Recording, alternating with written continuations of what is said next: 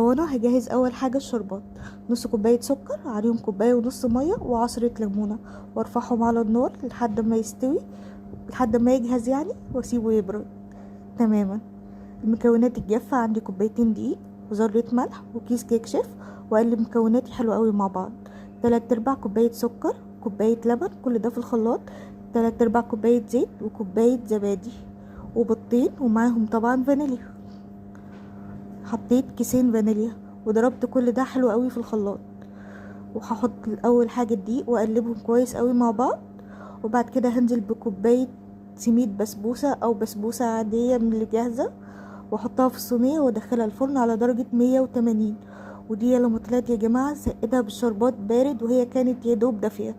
لو عجبكم الفيديو متنسوش اللايك والشير والاشتراك في القناه، ونتقابل ان شاء الله في فيديو جديد. مع السلامه.